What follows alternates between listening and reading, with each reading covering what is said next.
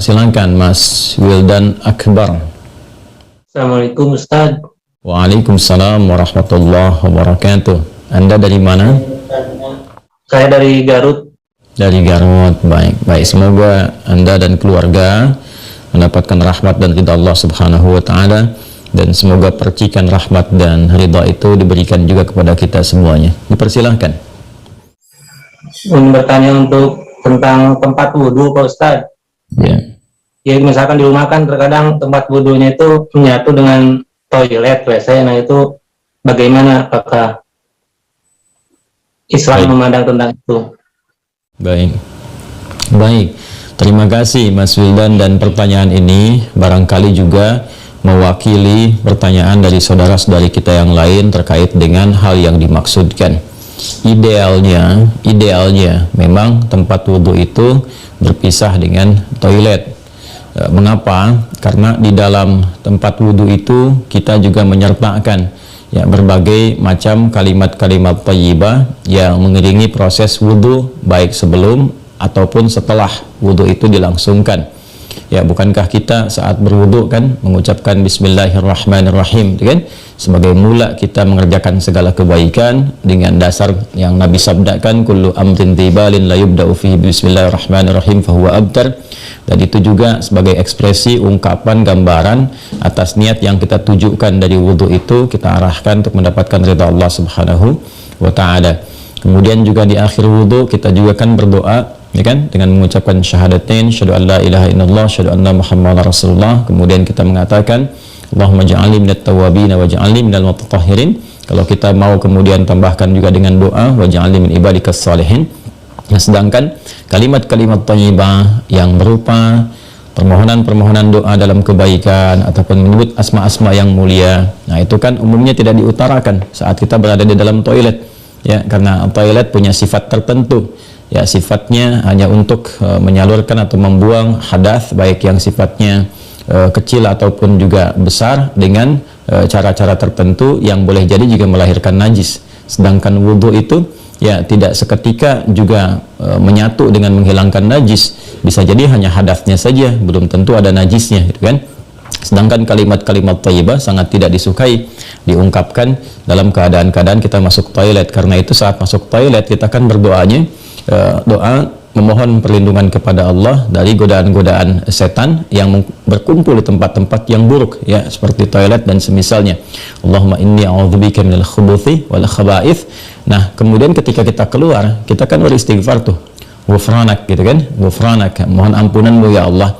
Nah, ada yang mendetilkan itu, kenapa kita minta ampunan ketika keluar? Karena kita menahan diri dari pengungkapan kalimat thayyibah yang biasanya kita ucapkan di setiap tempat, istighfar, salawat dan sebagainya. Nah, ketika itu terputus saat masuk toilet, seakan-akan ada sifat tawadhu, kita memohon ampunan karena nggak mampu mengungkapkan, karena itu tempat yang tidak pantas, diungkapkan itu di tempat yang tidak sesuai. Maka ketika keluar kita mengatakan ghufranak kalau ada hal-hal yang tidak tepat di dalam dan tidak mampu mengerjakan hal yang biasa kita kerjakan. Itu adab saja, takdib di dalamnya.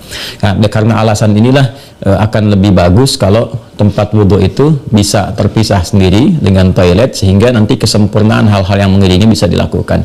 Bila pun memang keadaannya tidak memungkinkan dan hanya ada itu, dan bisa didapatkan di dalam berbagai kondisi, Anda ke mall misalnya kan, tidak ada tempat spesifik wudhu, taruhlah demikian kondisinya, atau bahkan dalam kondisi tertentu, bahkan saat haji atau umrah yang begitu padat tempat wudhunya misalnya, dan Anda hanya menemukan ada toilet tapi ada keran yang disiapkan terpisah di dalamnya itu. Nah, ini kondisi-kondisi demikian masih memungkinkan.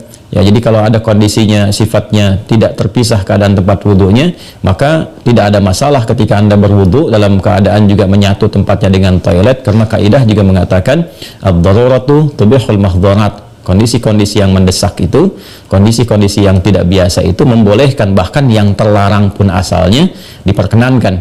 Nah, ini kan sifatnya tidak terlarang, hanya tidak disukai gitu kan, makruh sifatnya, nggak ada nas haram di dalamnya, tapi sifatnya tidak disukai. Tidak disukainya itu karena kita tidak bisa mengungkapkan hal-hal baik yang mungkin kita bisa lakukan ya saat kita berwudu. Jadi kita berdoa harus keluar dulu setelah selesai wudu gitu kan, baru kemudian kita bisa berdoa. Ataupun bismillahirrahmanirrahim hanya kita bisa ungkapkan dalam hati, nggak bisa kita lafadzkan gitu kan.